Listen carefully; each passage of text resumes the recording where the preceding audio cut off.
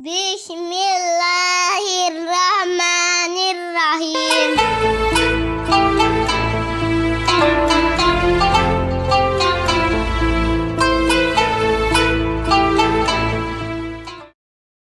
Sepuluh Muharram ya. Gitu ya. Iya.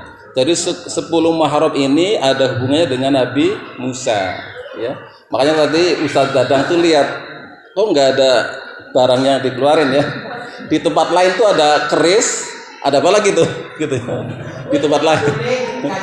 Nah, ini barang-barangnya makanan semuanya gitu ya. Gitu ya. Saya di Pondok Sapi nggak ada, di kompleks saya juga nggak ada.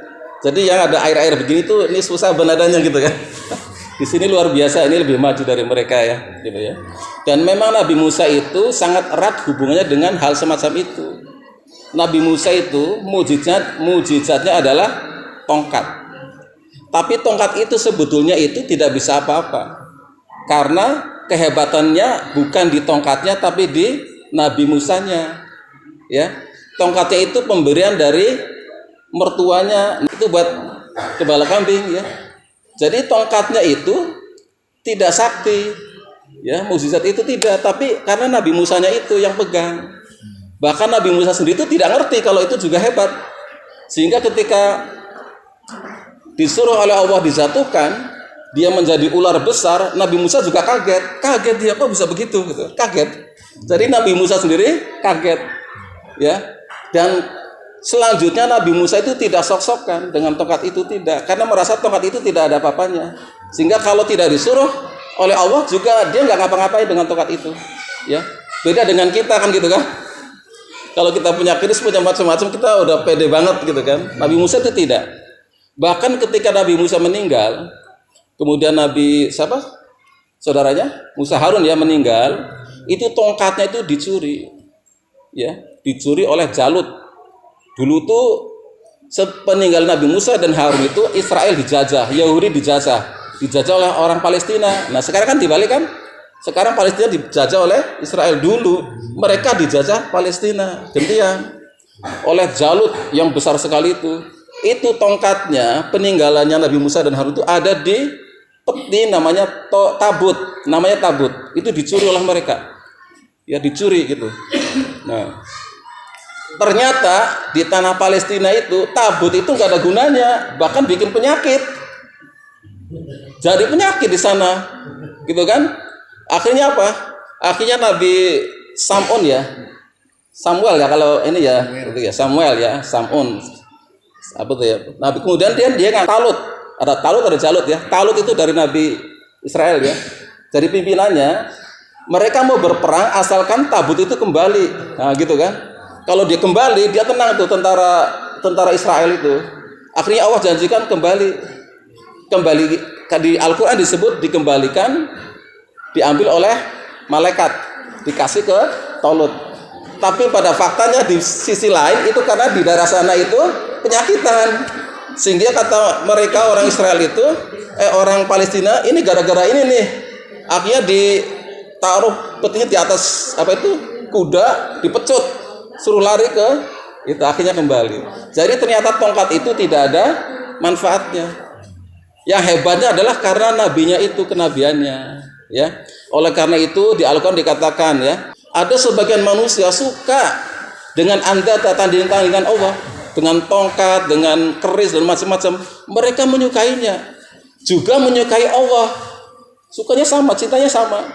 Cinta keris, cinta cincin. Maksud saya itu cincin keris yang ada khodamnya ya, yang jimat-jimat itu ya. Mereka suka itu. Mereka juga cinta Allah, tapi Allah nggak suka. Tapi orang beriman itu lebih cinta kepada Allah, bukan yang itu. Ya. Jadi kalau kita merasa itu ada hebat-hebatnya, kita cinta dan kita juga cinta Allah, itu Allah nggak suka. Masih nggak suka. Allah nggak mau dimadu. Nah gitu ya. Jadi Allah nggak mau dimadu. Karena semua kekuatan itu datangnya dari Allah. Kalau semua kekuatan dari Allah, kenapa kamu masih ke sana? Tapi kalau sekedar hiasan, sekedar nggak ada apa-apa kan, hiasan. Tapi kalau dipuja-puja, itu Allah nggak suka. Ya, wa minan nasi may yattakhidhu min dunali andada yuhibbunahum kahubillah waladina amanu asaduhu balillah. Sedangkan orang beriman tuh cintanya, sukanya hanya Allah, kepada Allah, nggak boleh kepada lain ya. Lagian untuk apa kita memuja-muja semacam itu? Yang kita kenal itu kan karena ada khodamnya, terkenal ya. Khodamnya biasanya adalah apa?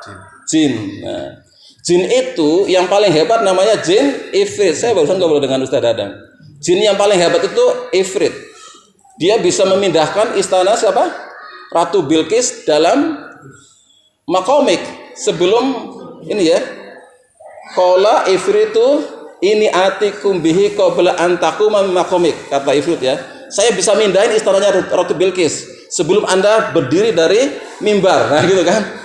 Jadi Nabi Sulaiman itu lagi ceramah, saya bisa pindahin. Sebelum Anda berdiri selesai, saya bisa pindahin. Wa qala alladziina indahu ilmu minal kitab. Lalu berkata orang yang punya ilmu dari Alkitab. Kalau sekarang namanya Al-Qur'an ya. Jadi ada orang ngomong ngacung ya sekarang ya. Ini atikum bihi qabla ayyartadda ilaika torfuk. Nah kata dia, saya bisa mindahin istana itu sebelum Anda berkedip. Nah itu. Jadi sebelum berkedip, istananya Ratu Bilqis bisa pindahin. Nah sekarang hebatan mana antara jin dengan manusia? Ini dia badikan di dalam Al-Quran. Orang itu namanya Asif. Asif namanya ya. Orang manusia itu lebih hebat dari jin. Karena manusia adalah khalifah. Ya. Jadi lebih hebat. Namanya Asif. Dia adalah sekretarisnya Nabi Sulaiman. Sekretarisnya aja hebat apalagi nabinya kan gitu ya. Karena Ifrit pun tunduk kepada Nabi Sulaiman ya.